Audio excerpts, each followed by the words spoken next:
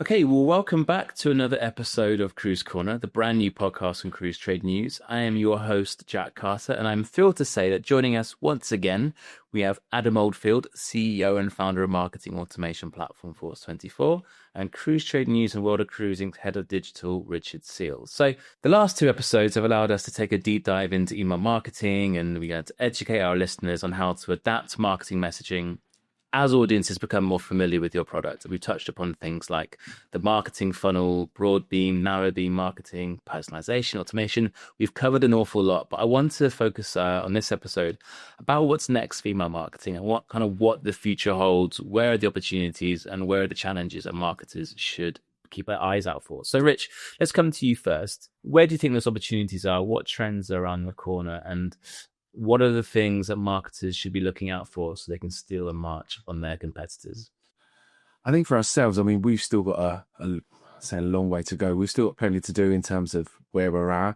We've done a lot of good work over the last couple of years, as we've talked about building out those segments, building out journeys for users to make sure they're getting the right content at the right time. But there's lots more still to do. We work with a lot of partners that they send us their HTML, so they want a certain look and feel about their emails. So incorporating those sort of things into Force and then sending out to users, it takes longer than we would like it to do. So we're working closely with Force to make sure that we can make those processes a lot quicker, a lot more streamlined, and if I'm excited to see what's to come in the near future in terms of developments with Force, AI, how that could help us in the future. So it's exciting times, but there's still plenty to do. Adam, Rich mentioned AI just then. I mean, we seems to be see every single week we see something new about AI coming up, and a new way that OpenAI or ChatGPT or whatever can sort of help improve the processes and automation of the work that we do, specifically in the marketing and content space. Are there any ways that AI is currently improving the world of email marketing? Yeah, quite a few. I mean, the thing is, we're in a phase of generative AI at the moment in the main, and generative AI is build me some text that says this, or build me some content about that, or whatever it may be. And where marketeers are finding right now that they are starting to if they've effectively embraced it, steal march, is the fact that they can produce more compelling content. And here's the thing: marketers may be inclined to say, add more detail to a prompt, once they've had a response. But actually what they should be doing is saying, make it shorter and more impactful. So where I've described this in 20 words, ChatGPT has the power of putting more impact on it and saying it in a much more succinct yet powerful way. So we at Force24 have been very much focused on how do we give what we call sprinkles, really, across our product AI to mean that we can save you 20 minutes a day. Or probably even more actually now. But for example, when we're building an email and I know what we're talking about this, but I've got this paragraph down here that I need to fill in. Well, there's a button where you can press it and it reads the rest of the email and says, we think you should put this in here. And it's shipped with all of our insight about what good emails look like and what good content should be, etc. And subject lines as well, the same thing, reading the email, shipping it with all of our insight and saying, look, we think it should be this. So there's some really interesting stuff that's nibbling away. And one of the things actually that we've been working on for a while, that, we've got a dedicated AI roadmap. So we've carved it out of our traditional engineering resource, and we're focused entirely on AI with this group of people. And of 100% of the time that they've been working on AI, probably 30% of what we've built we're ever going to release. 30%. Which is, if you had an engineering team and 30% is what you were going to put out, you'd sack most of them.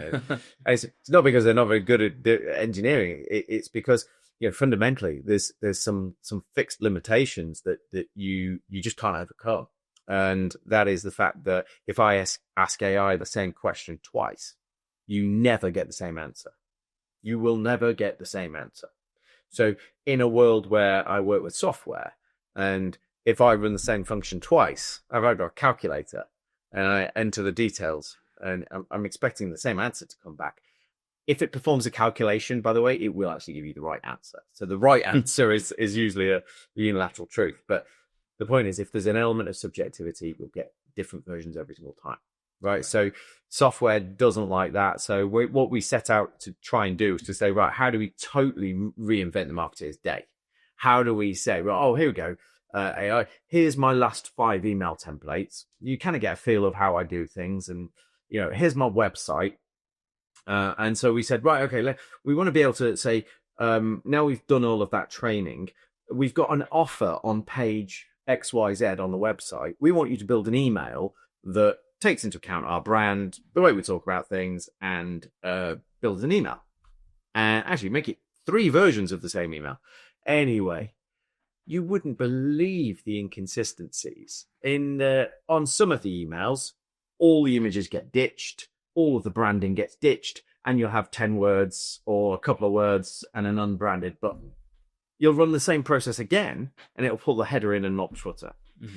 And it was just so inconsistent. And no matter what we did to try and control that environment, you were just narrowing the error bars of error. And so it was just like, is there ever going to be a point where this is actually a commercially viable? I'm just going to spend more time fixing these things than I could have done just actually Sure. dragging because at the end of the day, it's like drag, put some text there, drag a button there. Yeah, okay, I'm done. So it's not actually a big deal. So there were certain things we backed out of. There were certain things that we found the payload in actually pressing the button, the way actually was slower than me just doing it.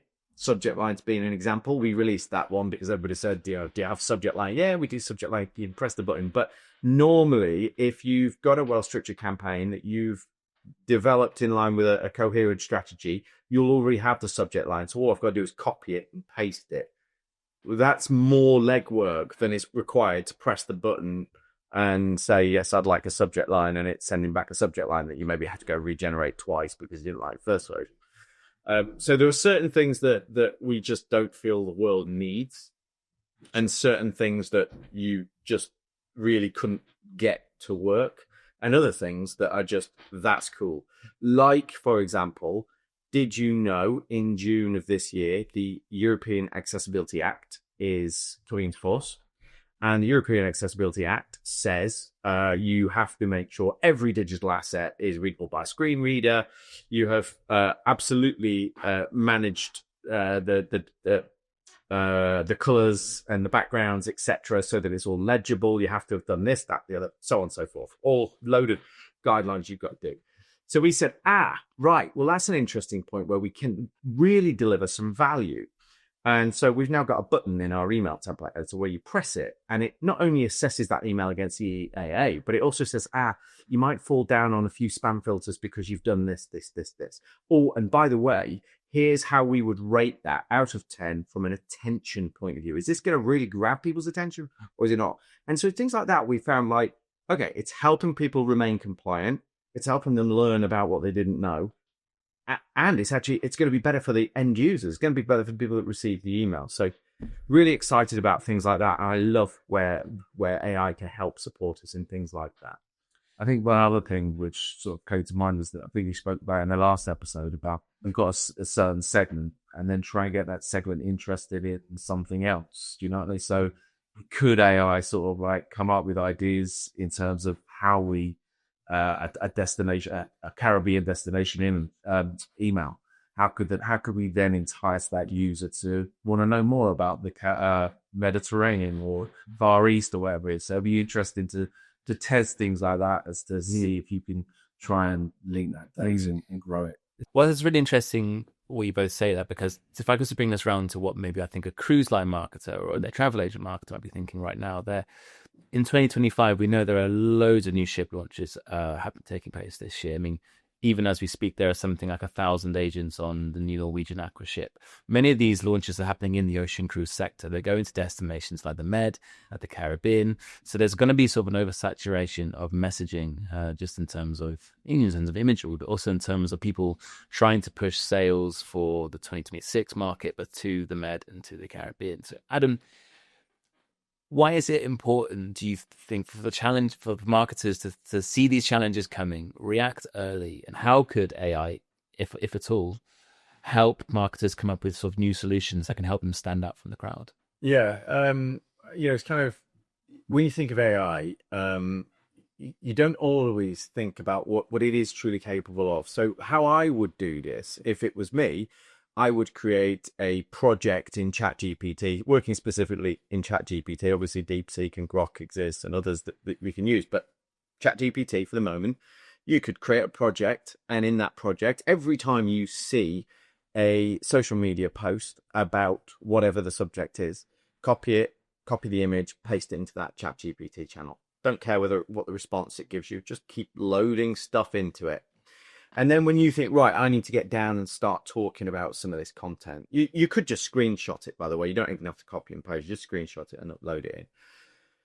So just when you come to then write content, you can say, based on the current market sentiment, please go and have a Google and research what you can find online about whatever it is that we want to talk about. But here's some screenshots I've seen. I'd like you to write messaging that's more impactful and give me suggestions of images that are going to give me a greater cut through than what's been already done. Off you go. Great. That's just a really simple prompt. And then you see them on Instagram all the time. And, it sends something back and you're like, make it better. And then it comes back, and before long, it's just angels transcending the. But anyway, the point is that we can use ChatGPT and AI in general to make our content and my messaging better because I invest time in it. Humans plus AI is a good thing. AI on its own it's useless. We need to give it the insight, and we need to feed it, and we need to water it with, this is what I can see, quality prompts and lots of history, and that makes the outcome and the output much better. And I always find projects is a great little hack on ChatGPT because it allows you to sort of combine a few chats into one place, and you can really just build on it for months and months and months and years, and just keep pumping data into that project, and it be your social media project. And then you get to a point in time where you could just like ask it, okay, I want to do a med cruise post. What do you reckon? And it'll just know. Okay. It'll know what it's going to be. It'll know how you want to talk about it. It'll know everything, and boom, there it is. Yeah. I mean, my experience using AI is you got to do a little bit at the beginning, you got to do a little bit at the end, and then the magic happens in the middle. And so it's a collaborative approach with AI. The interesting point is, as we continue to talk about this and as it progresses, is that as AI grows, we're giving marketers incredible power and incredible amounts of data into the audiences they're looking to target. I guess as we give marketers more power, not to coin that really cheesy Spider-Man phrase, but with more power comes more responsibility. Is that I'm not a superhero movies fan. But that is kind of the sentiment here, is that marketers need to be aware that they are getting as they harness the power of AI, they need to know and be positive or positively sure that they're using it in an ethical way. Would you agree with that? I would, and there's, so you've got the commercial pressures and the strategic advantage balanced with data compliance, right? Okay, so there's a difference between me saying, hey, I need you to write me a subject line. Hey, I need you to write me an email, or I need you to change this image or give me a better image, whatever. There's a difference between that and say, oh, by the way, here's all my customers, all their buying behavior, everything we know about them, gender, age, last payment date, last payment value, whatever, all that information. There you go, AI. Now build me a cool model that tells me when to email and who and what to email them. Now, you could technically do that, but in order to do that, at the moment, you'd be basically shipping your data outside of the EAA, European Economic Area, which if you've collected UK or European citizens, you're not allowed to do legally unless you've asked them. So you'd be shipping it to North America if you're using OpenAI or Grok or anything like that. Or, here's the problem, software developers are looking at things like DeepSeek because it's cheaper and does something similar that's in China. So if I was to say to you, Jack, are you okay with me shipping all of your data, all of your past purchase data, history, gender, age, everything to China? Is that okay with you? Well, the thing is, I mean, what's the implication of that? Probably no. But even from a consumer perspective, my understanding of all of this is so limited that it's also murky that I don't know. But let's just say no for the purposes of this. Yeah, well, I think the point is actually, if we truly understood, if I said, okay, it's Russia, is it cool to send your data out to Russia? Are you all right with that? Probably not. Exactly. Rich is shaking his head, so no, okay, no. No, you don't want to do that. No. And so the problem is where we're getting into a really data and the whole point about the UK and Europe is we meet what's called the adequacy standard, and the adequacy standard means the ICO operate as a governing body to ensure that everybody plays ball and operates in a certain way. And there are certain rules and certain powers that the state has over data. And we are really, really clear that the fact that the data belongs to you.